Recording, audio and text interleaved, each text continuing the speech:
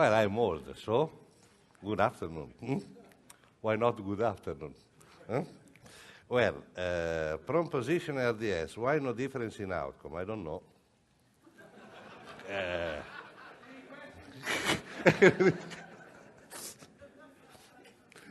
Well, let's see, before the outcome, you know, always when I speak about outcome, I always remind my grandmother. My grandmother died, she was 99, his sister 106, and so on. And my grandmother was used to say, you know, of young people, a lot die, but no one old survive. So this outcome, you know, it depends how much you prolong the x-axis of the time. Everybody, including the doctors, will die. So why prone position in ARDS? I think the prone position, but as PEEP, as many other things, has been designed, invented, introduced, just one main purpose, to improve the gas exchange. And the gas exchange, if you look through the literature, it's quite curious. The gas exchange is always considered on one side, which is oxygenation. The PCO2, really nobody's cared too much. So to improve oxygenation, and now to decrease the mortality. This is quite a new entry because we know that having a good red blood doesn't mean that the patient will survive. This is quite sure and quite evident. But there is another side. I personally prefer to have a patient with 80 of PO2 than a patient with 40 of PO2. Anyway, let's see, in the terms of improving oxygenation as a rescue maneuver, I personally believe that is the most effective way to improve the oxygenation without perturbing the system with a very high PEEP, interfering with the hemodynamics and so on and so on. And this is an example of the distribution of response in, I think these were more than 200 patients, and you can see that some patients, but very few, less than 2%, now let's see, about 10 and 2%, 12% of the patients actually do decrease oxygenation.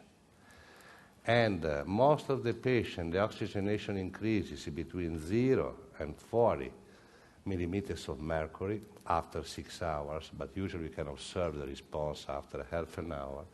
And then you have a consistent fraction of the patient, more than 20%, between 40 and 80 millimeters of mercury, which is not bad. And there is some patient, about 5%, more than 5%, in which the increase in oxygenation is greater than 200 milliliters of mercury. Of course, these were tested without changing the FiO2 and without changing the ventilation. It's just the pure effects on of the prone position. Now, I think it's important to understand always which is the independent variables that is affected in prone position. To me, the independent variables is the thoracic complier, the thoracic mechanics. The changes in transpulmonary pressure, hemodynamic, gas exchange, and blah, blah, blah, are all dependent variables. And there is no way that in most of the patients, when are put in prone position, with or without support, the chest wall compliance decreases. We change the conformation of the chest wall and the adaptation of the chest wall, of the lung to the chest wall. That means changes in transpulmonary pressure distribution, that means changes in distribution of the ventilation. So, why should prone position improve survival? And so far, we don't have any evidence in what we call the very scientific randomized study that we could actually improve survival. But we have quite strong rational background to see that it's possible that prone position decreases ventilator-induced lung injury. And how could decrease the ventilator-induced lung injury? Decrease of regional stress and strain, and the problem is in which patients? As we discussed yesterday, unfortunately, within the RDS domain, we include a patient with zero edema, a little bit of edema, great edema, are different.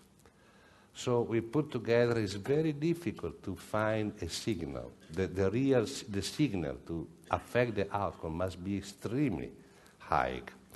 But let's see, this has been already touched, but I think it's important to really understand what is the stress and the strain.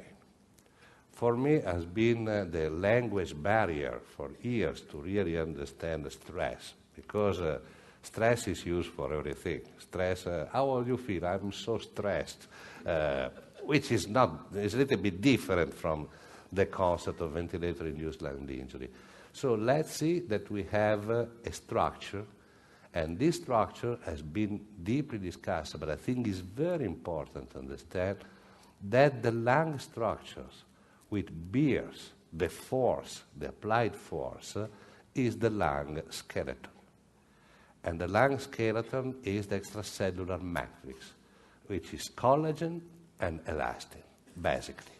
This is the bearing force structure of the lung. As Rolf was saying, underlined, all the cells are anchored to this structure. They have to adapt their shape. But the primary event is the stress applied. And what is the stress? The stress is not the force applied. It's equal to the force applied with a different sign. Let's see, I have a structure like this and apply a force. Now, into the structure, a tension is developed, which means rearranging of molecular orientation, molecular shape, and so on, which try to react to the applied force. As Newton, I think, is another story, the force developed into the structure is equal to the force applied to the structure. So first we have to understand which is this force.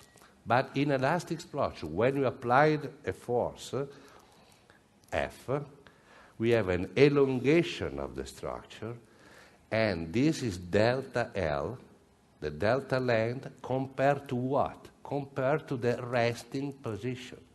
What is the resting position of the lung?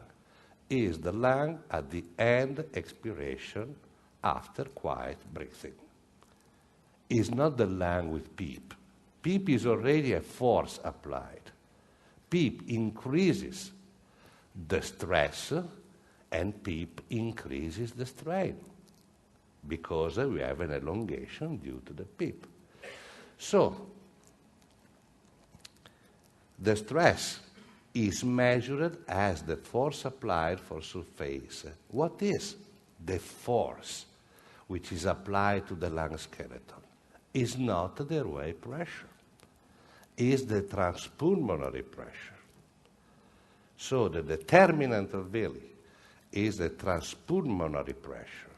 If we look in the stress side, and if we look on the strain side, which are linked, stress and strain are two faces of the same coin, is not the tidal volume per kilo, but is the tidal volume per unit of open lung. That means stress, the triggers of ventilator-induced lung injury, are the transpulmonary pressure and are the ratio between the tidal volume and the resting volume of the lung. And of course, after 40 years, we don't measure either the transpulmonary pressure, either the lung volume. We look at the patient and we say, okay, how many kilos? 85, 83. I don't know how do you measure the patient weight in your unit. But when you say 6 milliliters per kilo, sounds very scientific. Now, how do you measure the kilos?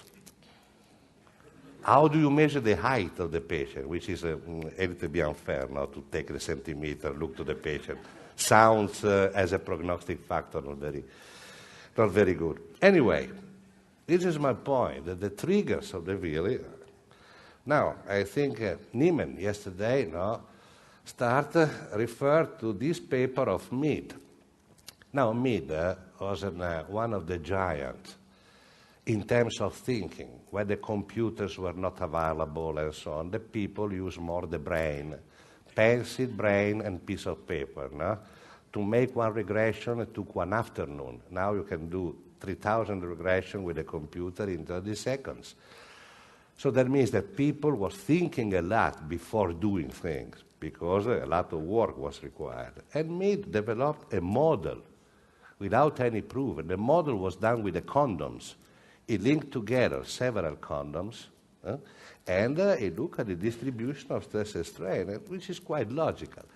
If we have our structure in a healthy lung and we inflate the lung, we apply the force, the transpulmonary pressure, and each fiber share is part of the work. They work in harmony. And harmony is a good thing for the human being, for the nature, for the biology, for everything.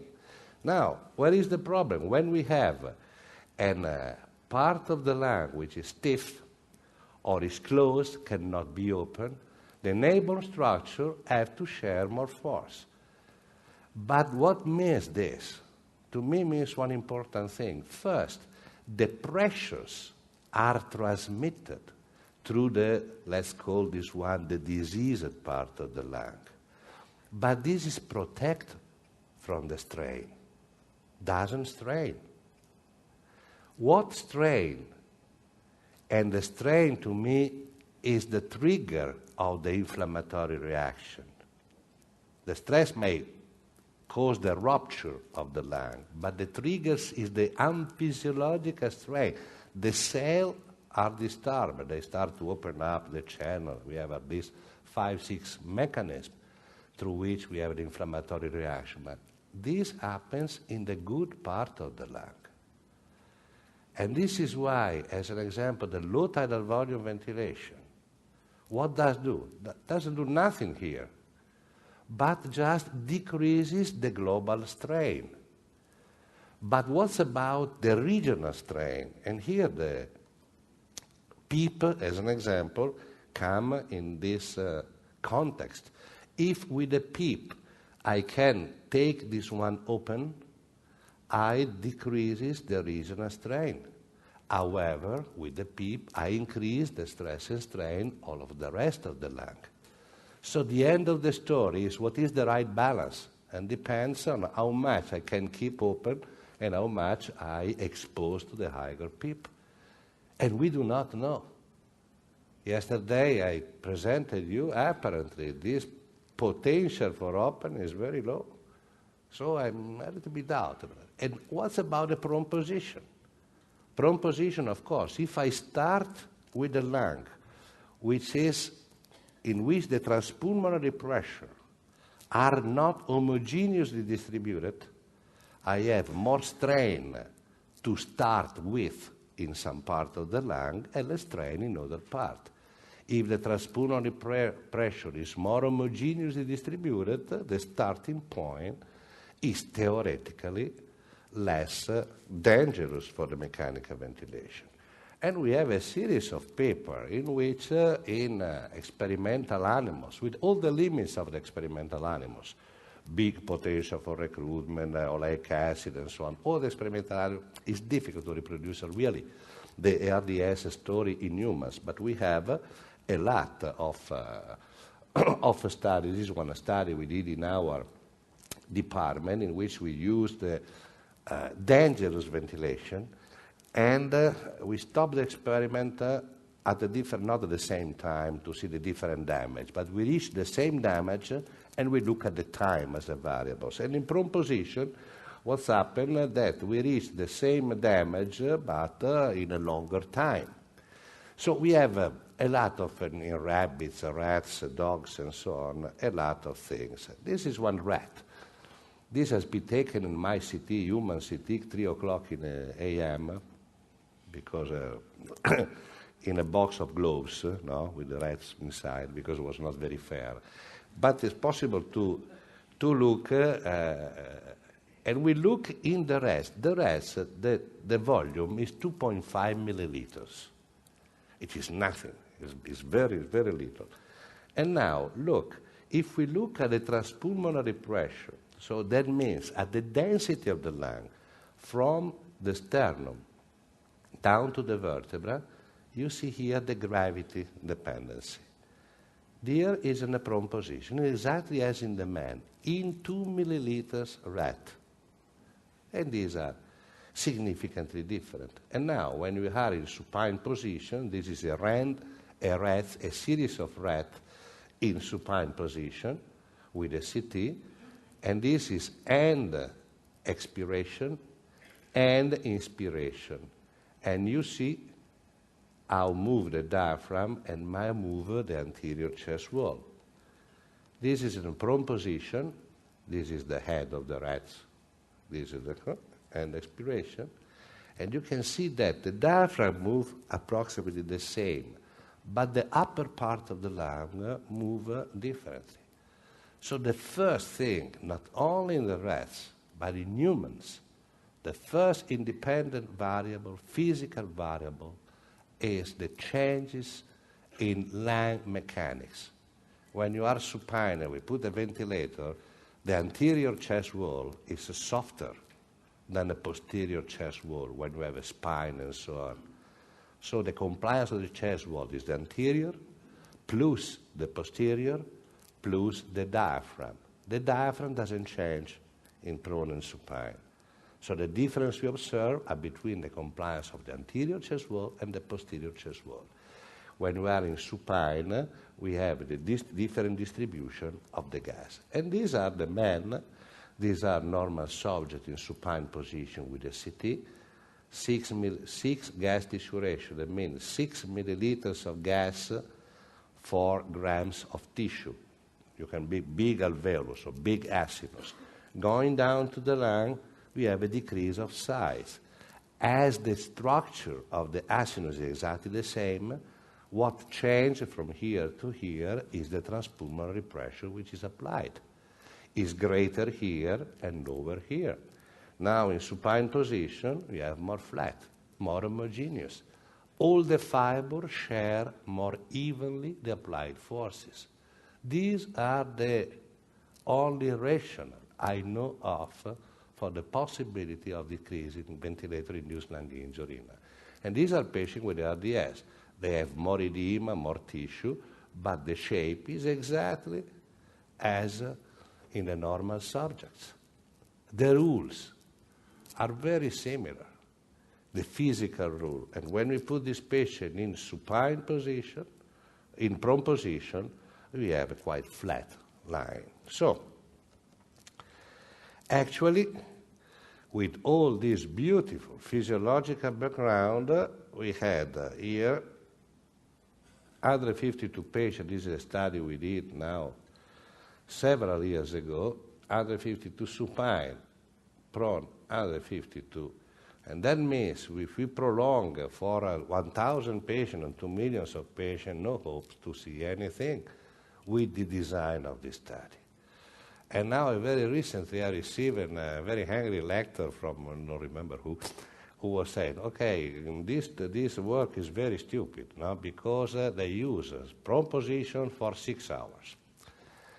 And of course, if I have to decrease VILI, should be logical to use for 24 hours, right? Then the study was suspended after 10 days, which is absolutely stupid. And the most stupid thing in this study, when we put the patient in prone position, we didn't change the ventilation. We just looked at the changes in variables. So my answer was, well, you are perfectly right. We were very stupid. However, when we designed this study, it was in 1997, the VILI, the ARDS network was not available.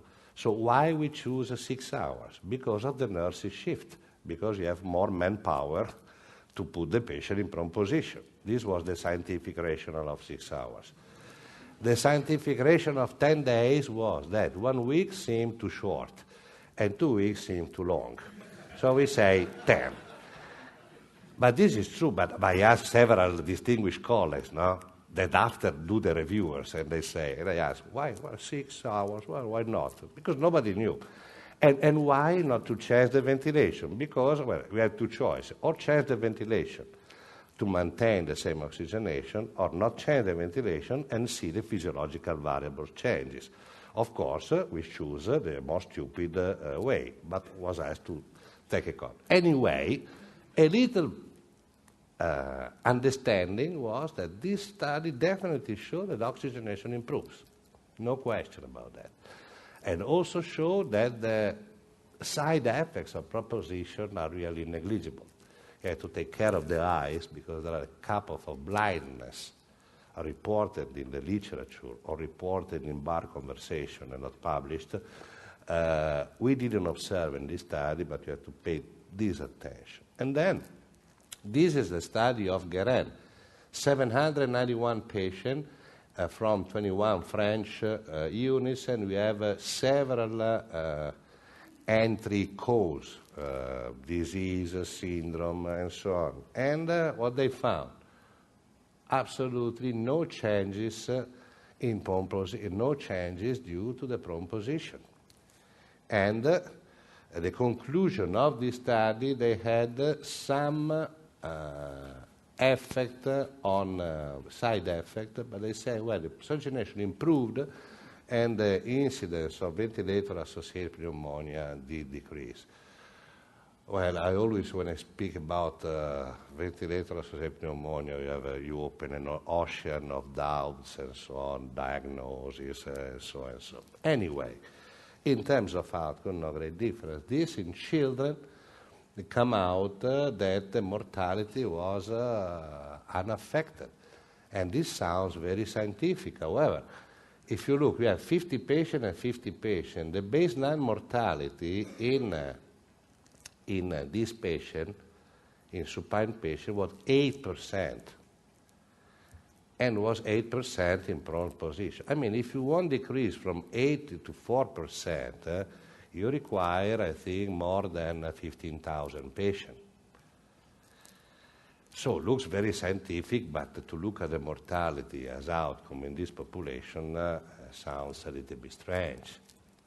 It has to look at the mortality in two different nurses with healthy baby. I mean, maybe there is between Calcutta and New York, but I don't know how long it takes. So if we put all the population around, we were not able to show anything. That means that the prone position is useless. The answer is, in the condition in the study was done, it was useless, or we were not able to show any difference. But if we design maybe a wrong study, or we select the patient without physiological rationale and so on, maybe the conclusion may be wrong. Because I think that the physiology, the basic science, is extremely important. Now, if we look in our patients,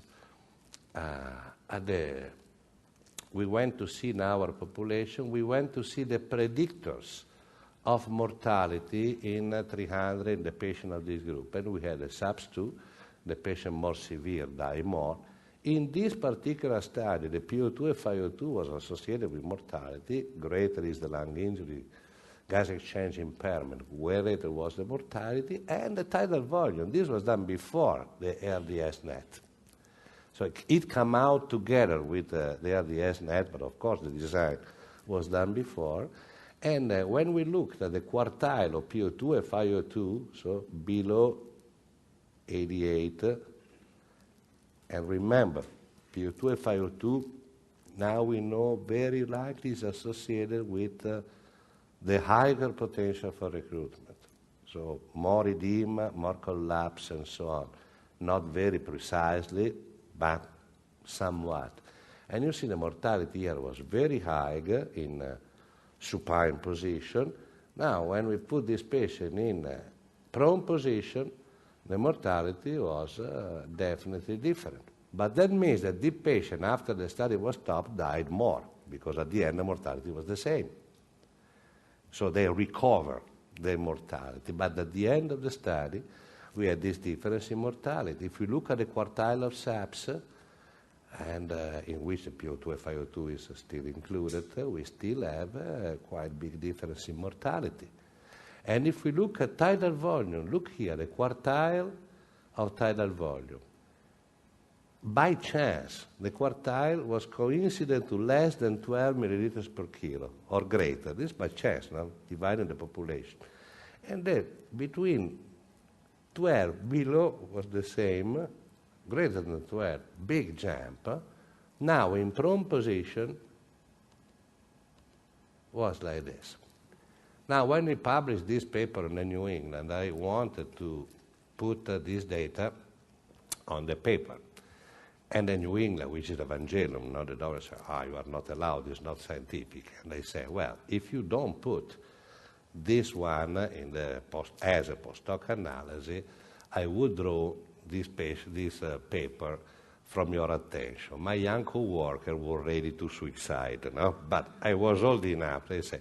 So at the end, we reached an agreement, not in the abstract, but in the text. Unfortunately, the people read only the abstract.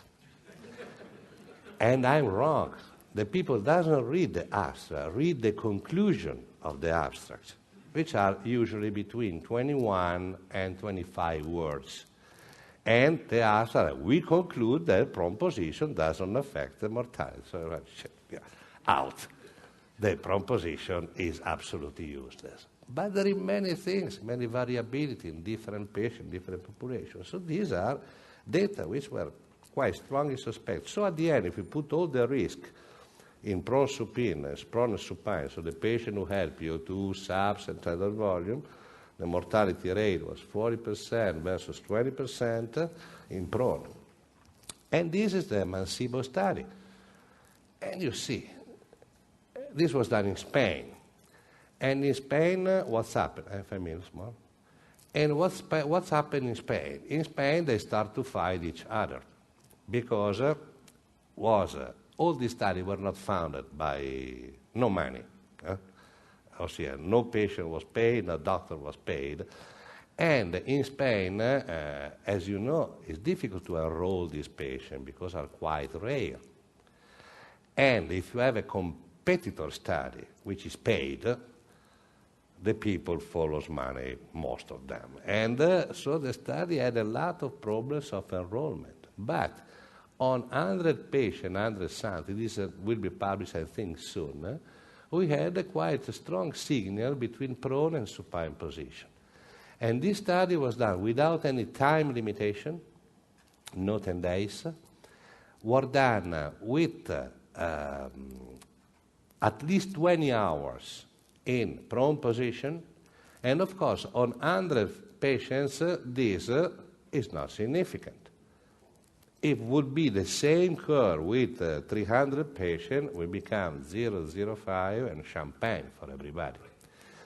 But the reason why this was stopped now was because really difficult in enrollment and some fights between the unit. Anyway, there are little signals in this mare magnum, which is the ARDS, in which a prone position could be not bad. And this is the hospital discharge is maintained, so we have about 20% relative reduction in hospital mortality. So, response of prone position, I will go quite rapidly. We went to look at the PCO2 response. And what we found was quite surprising, that we have some patients without changing the ventilation who did decrease the PCO2. Some patients with the PCO2 increase. And this was related to the mortality. Greater was the reduction of PCO2, greater was the chance of surviving. 14% up to 80%. Of course, no, I don't think it's the PCO2 per se, but the change in PCO2. Why the oxygenation improves in everybody, and in somebody the same For the same increase in oxygenation, in some the PCO2 goes up, and in some patients the PCO2 goes down.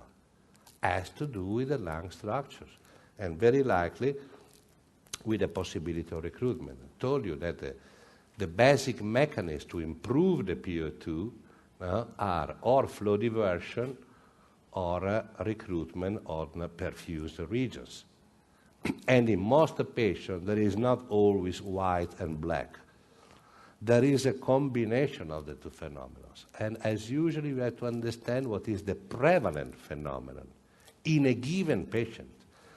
And in this condition, in the flow diversion, the PO2 goes up in both cases, but in this condition, the alveolar ventilation doesn't change, but the VAQ improves a little bit, so the PCO2 should decrease a little bit. Here you have a great decrease in the PCO2. However, if you have a flow diversion and you put the patient in prone position, you change the chest wall mechanics. Changing the chest wall mechanics is very well possible that you have some redistribution of the ventilation tube, for which at the end the PCO2 doesn't change. So the hypothesis is that the patient would decrease the PCO2 just because they have a greater opening for the same pressure in prone position compared to supine. But now I can speculate that the patient who do respond more should be the patient with a greater potential for recruitment.